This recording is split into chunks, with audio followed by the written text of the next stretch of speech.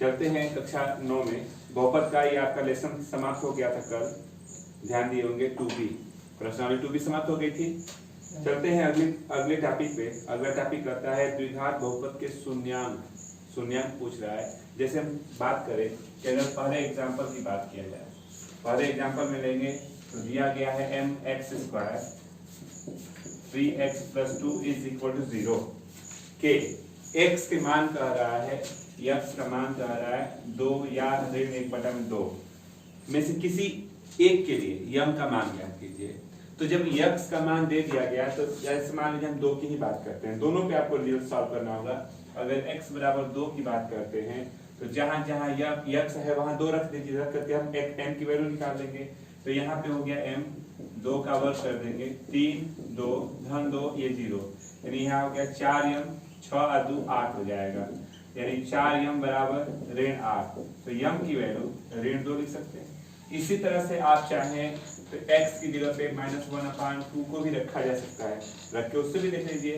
तो ये हो गया m -1/2 का स्क्वायर 3 -1/2 और +2, यानी कि m/4 -3/2 और 2। आप इसको अगर व्यवस्थित करते हैं तो 2 दूना के 4 में से 3 गया, 1/4 होगा, तो m/4 ये इधर जाएगा, ये कट गया, यानी m का मान इसके लिए क्या आया, ऋण 1 आ गया। ठीक, नोट कर ले। चलते हैं एग्जाम्पल नंबर 2 पे, ध्यान से सुनिएगा।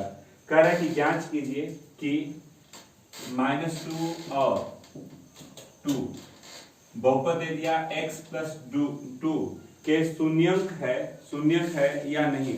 शून्यक होने का मतलब हम इसमें जो बहुपद दिया गया है x का मान दोनों में से कौन सा रखें कि जिससे इसका मान 0 हो जाए। जिसके लिए 0 होगा उसके लिए शून्यक है, और जिसके लिए 0 नहीं होगा तो उसके लिए शून्यक नहीं है। अगर हम बात करते हैं x = -2 रखते हैं तो आप लिखेंगे -2 + 2 0 हो गया, तो -2 के लिए है।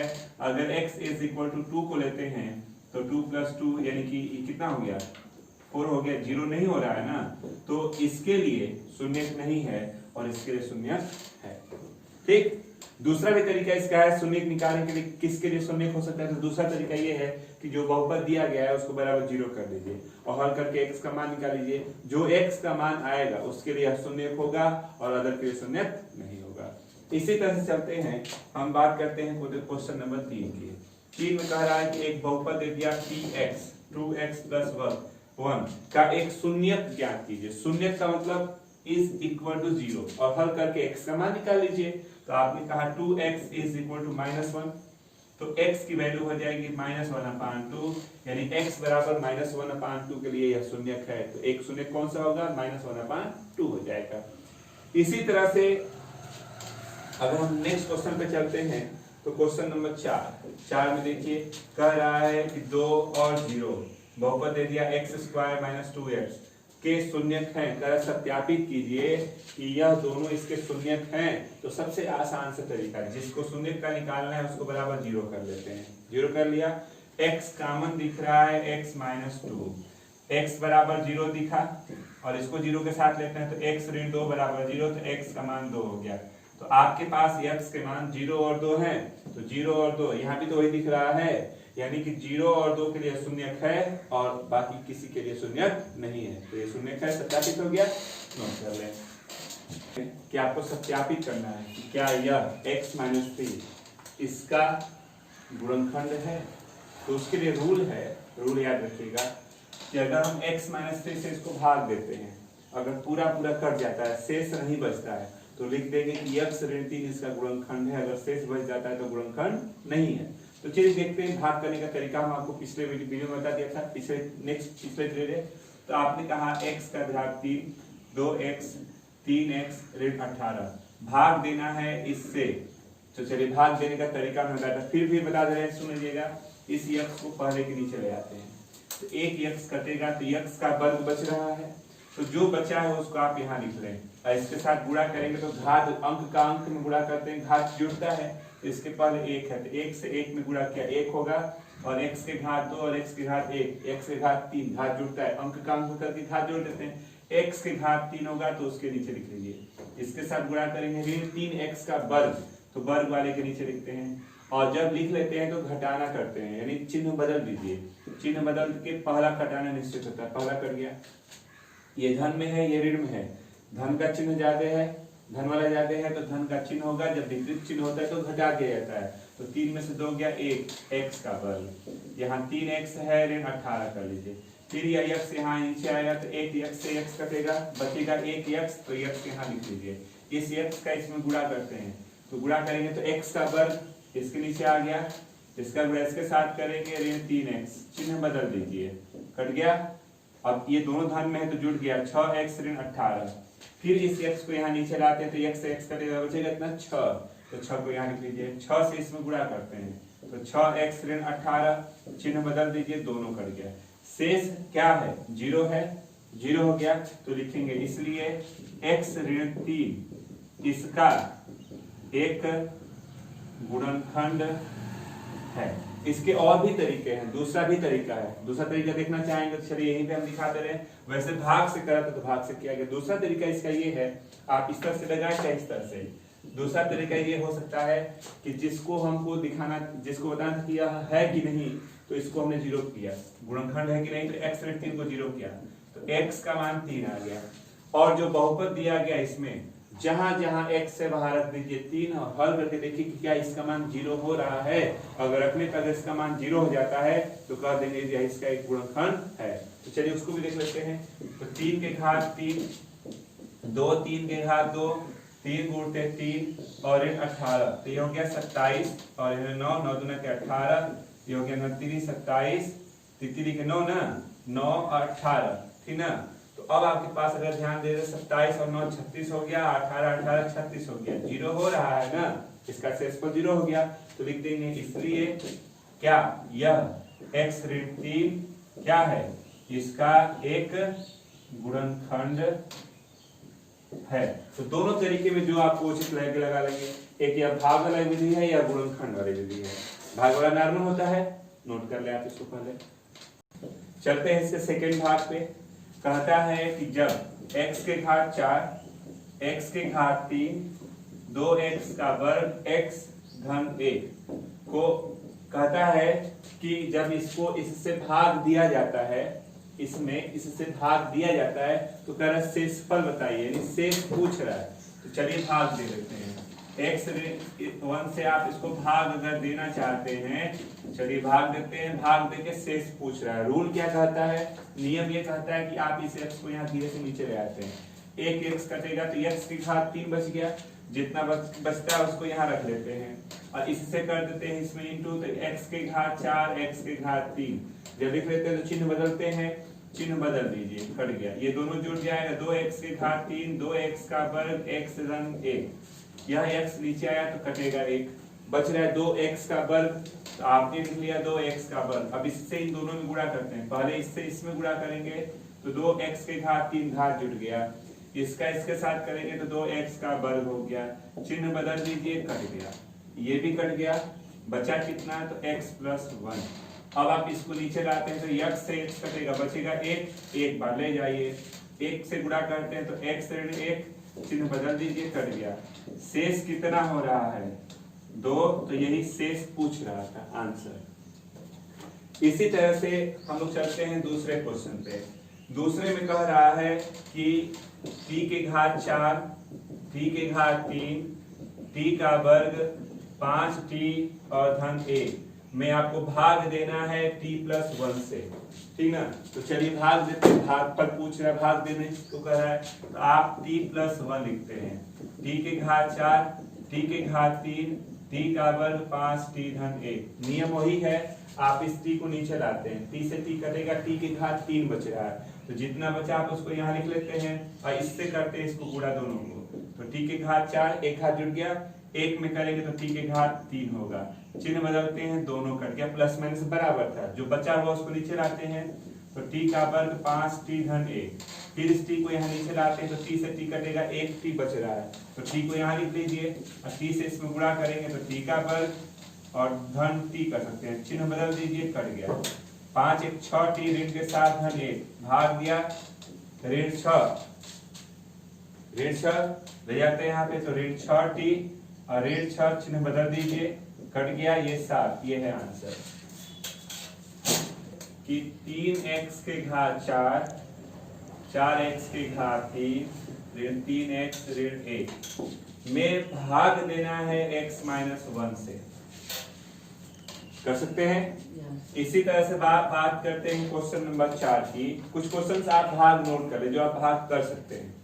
कहता है कि x के घात 4 धन 1 में इसमें आपको भाग देना है x प्लस 1 से। सेम वही रूल है। 5वें में आप बात करते हैं तो 3x का वर्ग x ऋण 1 में भाग देना है x प्लस 1 से। कोशिश करेंगे। लास्ट इसका एग्जांपल 6 नंबर दिया गया है।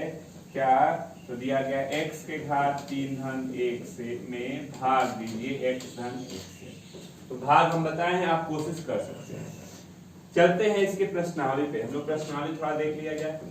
तो प्रश्नावली की अगर हम लोग बात करते हैं तो प्रश्नावली 2C है। 2C का पहला कह रहा है कि p minus 8 is equal to 0। तो px इसका एक गुणनखंड हो सकता है। तो x ऋण 1 जहां जहां x वहां तुलना कर लीजिए। तो इसका एक गुणनखंड क्या होगा? तो x ऋण 1 क्या होगा इसका एक गुणनखंड? तो x देखिए आपने बात किया x ऋण 1 गुणनखंड की बात करते हैं तो x जहां जहां है उससे तुलना किया तो x की जगह पे हमको कितना दिख रहा है? माइनस 8 दिखा ना। इसको इधर ले आएंगे तो x प्लस 8 क्या दिख रहा है? इसका एक गुणनखंड है। आप अगर इससे इसकी तुलना करते हैं तो x बराबर ऋण 8 दिखा। ऋण 8 को इधर लाएंगे तो x प्लस 8 हो जाएगा बराबर 0। तो यह एक गुणनखंड है ना, आंसर हो गया। बात करते हैं दूसरे क्वेश्चन की। दूसरे में कह रहा है कि x का वर्ग 8x धन 6 में आप भाग दीजिए x धन 4 से और जो शेषफल होगा शेषफल वह बताइए कितना होगा। तो चलिए भाग देते हैं। नियम कहता है कि इस x को यहाँ धीरे से ले आते हैं। एक x कटेगा बचेगा एक x। यहाँ लिख लीजिए x का गुणा दोनों में करते हैं। गुणा में घात जुटता है तो ये गुणा हो गया। चिन्ह बदल देते हैं, कट गया। 4x धन 6 यहाँ x आया तो x कटेगा बचेगा कितना 4। तो 4 लिख लीजिए। 4 से गुणा करते हैं तो 4x धन 4 चौके 16। चिन्ह बदल दीजिए, कट गया। ऋण 10 आपसे पूछ रहा था इसका शेष क्या है? शेष कितना दिख रहा है? ऋण 10। नोट कर ले। तीसरा क्वेश्चन आप देखें ध्यान से। तीसरे में दिया गया है कि x के घात 3 3x का वर्ग 4x ऋण 12 का एक गुणनखंड है। गुणनखंड करना है, ध्यान दीजिएगा। इसमें हमको कॉमन दिखा x स्क्वायर। कॉमन करते हैं x स्क्वायर तो x माइनस 3 बचा। इसमें कॉमन है धन 3। धन 3 कॉमन करेंगे तो x ऋण 3 बचेगा। x ऋण कितना 3 बचेगा। धन 4 कॉमन कर लेंगे तो ठीक है। दोनों कोष्टक देख रहे हैं सेम एक जैसा है तो इसको कॉमन कर दीजिए। तो x ऋण 3 कॉमन हुआ तो यह और यह बच गया जो अगले ब्रैकेट में आ जाएगा। तो इसका गुणनखंड हो गया। आंसर आप आंसर में देख लीजिए। विकल्प में दिया है कौन सा मैच कर रहा है तो ये आपका मैच कर रहा है। ये वाला आंसर सही है, इसका गुणनखंड है। इसी तरह से क्वेश्चन नंबर 4 की बात किया जाए तो 4 में कह रहा है कि 2x के घात 3 4x धन 6 का एक गुणनखंड है। सबसे आसान सा तरीका होता है, देखिए अगर इसमें से गुणनखंड छांटना है, हम इसको देखें तो यह गुणनखंड नहीं हो रहा है। आप पढ़े होंगे शेषफल प्रमेय। क्या x की जगह पे क्या रखें कि इसका मान 0 हो जाए? तो आपने कहा कि x की जगह पे अगर ऋण 1 लेते हैं रखिए तो 2 ऋण 1 के घात 3 4 ऋण 1 धन 6। तो ऋण रहेगा विषम घात है तो ऋण 2 ऋण 4 धन 6 ऋण 6 धन 6 बराबर 0। 0 हो गया। तो ये इधर आता है तो इधर आएगा तो प्लस के साथ आएगा, लिख देंगे। इसलिए x प्लस 1 इसका क्या है? एक गुणनखंड है। आप देख लीजिएगा विकल्प कहाँ मैच कर रहा है, कौन सा विकल्प है, हो जाएगा। चलते हैं इसी तरह से क्वेश्चन नंबर 5 में कह रहा है कि हमको दे दिया 3x का वर्ग x ऋण 1। कह रहा है कि आप इसको भाग दीजिए x प्लस 1 से। सुन लीजिए पहले क्वेश्चन। कहता है कि ये p दिया था ये g दिया था तो p को g से भाग दीजिए, भागफल तथा शेष बताइए, ठीक ना। और ये भी कह रहा है कि ये भी बताइए कि क्या यह जो g है वह यह इसका गुणनखंड है। तो वो तो अगर शेषफल 0 आ जाएगा तो कह देंगे हाँ गुणनखंड है, शेषफल 0 नहीं आएगा तो गुणनखंड नहीं है। तो चलिए पहले भाग देते हैं। तो भाग देने का तरीका हम आपको बहुत सारा बता दिए हैं। चलिए लिख लेते हैं 3x का वर्ग x ऋण 1। इस x को यहाँ लाते हैं तो 1x कटेगा, बच रहा है 3x। 3x से इसको गुणा करिए, x का घात जुटेगा, बाकी अंक का अंक कर लेते हैं। तो 3 एकम 3, x के घात 2, 3 एकम 3 और x, चिन्ह बदलते हैं, कट गया। ऋण 2 x ऋण 1 घटा दिया, ये x नीचे आया, x कटेगा, बचेगा कितना -2, तो -2 लिख लेते हैं। -2 से यहाँ इंटू करिए, -2x -2, चिन्ह बदल देते हैं, कट गया। 2 में से 1 गया 1। आपके पास भागफल ये है, ये शेषफल है, एक आंसर हो गया।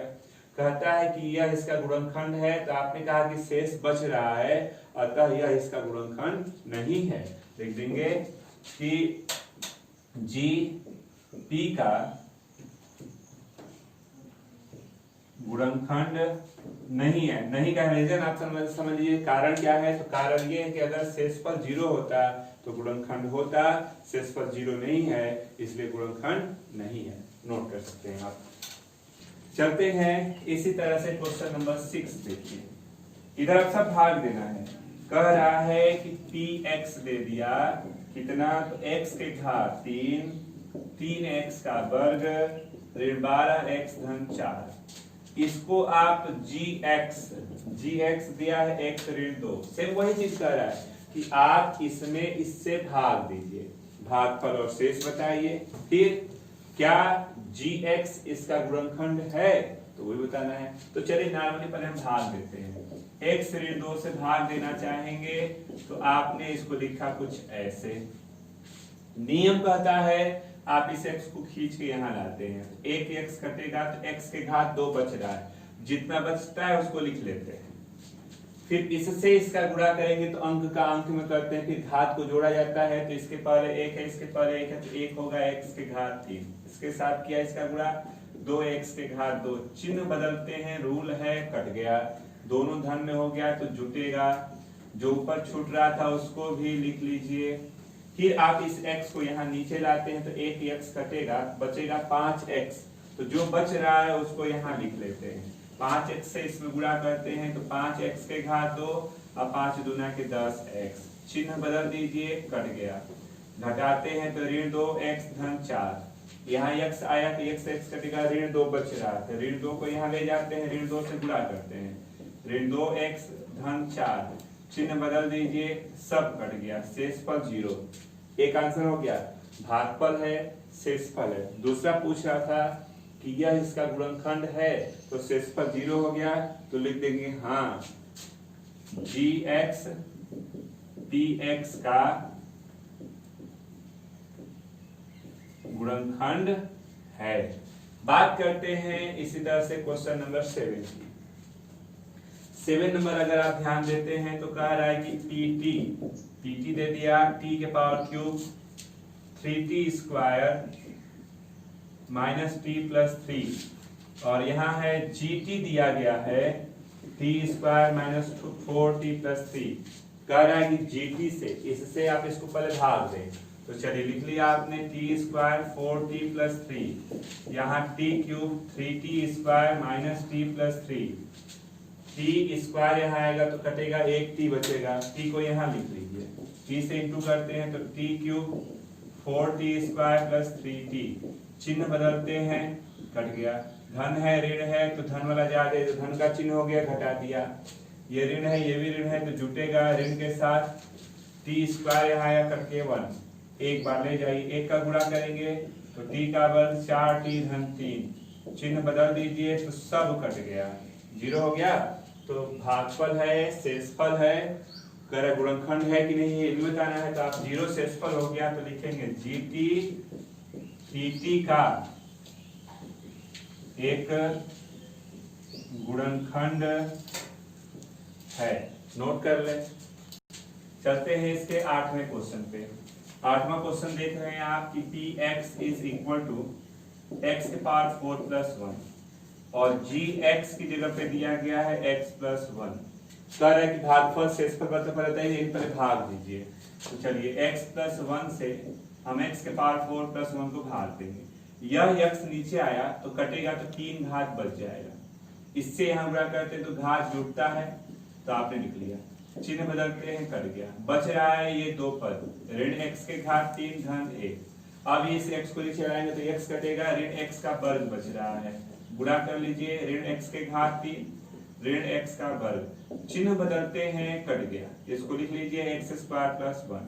ये x यहाँ आता है तो कटेगा, एक x बच रहा है यहाँ लिख लेते हैं, इस x से इसको इंटू करते हैं दोनों को तो x स्क्वायर x, चिन्ह बदलते हैं, कट गया, माइनस x प्लस 1।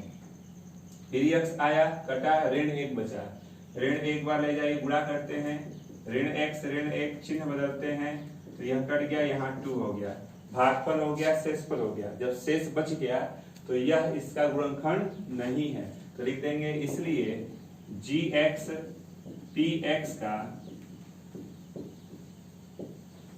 गुणनखंड नहीं है। चलते हैं अगले क्वेश्चन की तरफ। क्वेश्चन नंबर 9 आपको दिख रहा है। 9 में कह रहा है कि px is equal to x के power 5x cube 3x square और 5x प्लस 3।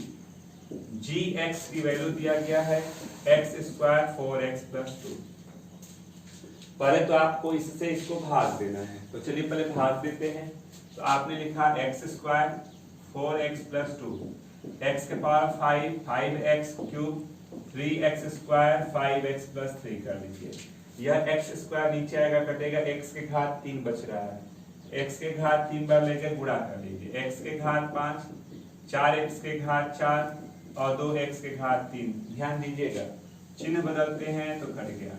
देखिए ये 4 घात है, रहेगा 3 घात 3 घात, घटा दे, 5 में से 2 गया, 3x के घात 3, ऊपर 3x का वर्ग 5x धन 3 बच रहा है। अब x स्क्वायर नीचे लाते हैं, कटेगा, ऋण 4x का वर्ग हो रहा है तो ऋण 4x का वर्ग लिख लीजिए, इंटू करते हैं यहाँ तो ऋण 4x के घात 4, तो 4 चौके 16, ऋण 16x के घात 3 और ऋण 8x का वर्ग। चिन्ह बदलेंगे तो चिन्ह बदल गया, चिन्ह बदल गया तो देखिए कट गया, ये दोनों धन में हो गया, जुट गया, 19x के घात 3, ये भी जुट गया, 11x का वर्ग 5x धन 3। ये x का वर्ग यहाँ आएगा, कटेगा, 19x बचेगा, 19x बार ले जाते हैं, चलिए गुणा करते हैं, 19x के घात 3, 19 चौक 76, 76 हो गया, x के घात 2 और 19 गुना के 38x कर लेते हैं, चिन्ह बदल देते हैं, कट गया।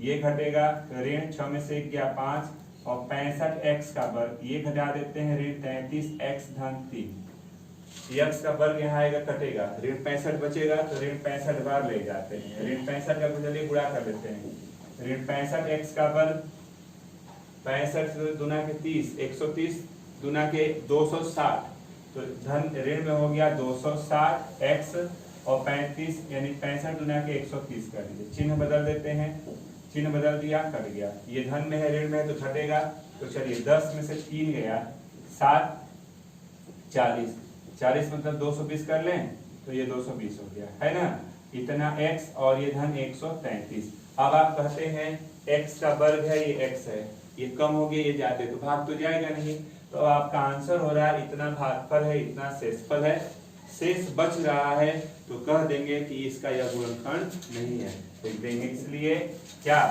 gx px का गुणनखंड नहीं है, नोट कर ले। तो आज आपका लगा इस प्रश्नावली का 9 क्वेश्चन। अभी इसमें बहुत सारे क्वेश्चंस हैं तो उनको अगले दिन निकल लगाया जाएगा। तो आज के लिए बस इतना ही, नोट कर लें आप।